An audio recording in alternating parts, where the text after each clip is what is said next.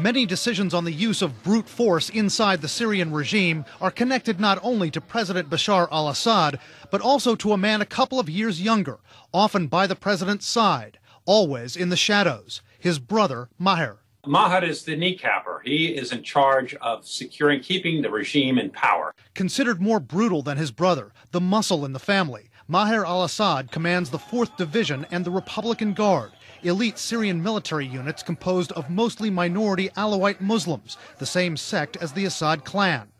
But he's got something else in his portfolio. Maher, as well as his cousins, have come to control what's called the Shabiha, or ghosts. They're Alawite paramilitary forces. Forces that analysts say have carried out massacres of Syrian villagers. Maher's actions once led Turkey's prime minister to publicly slam him, saying he's, quote, chasing after savagery.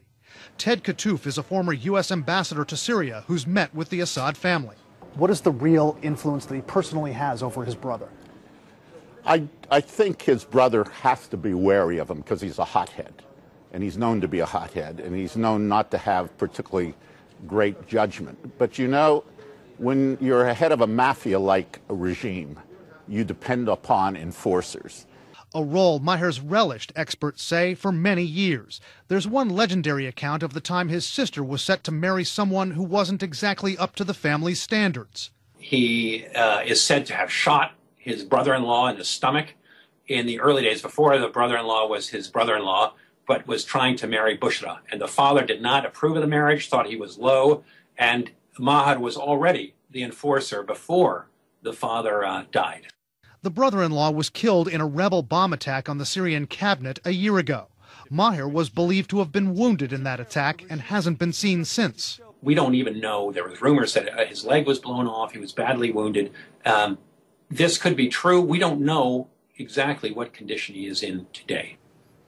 If Maher al-Assad is still alive and still helping his brother, he's following a menacing family tradition.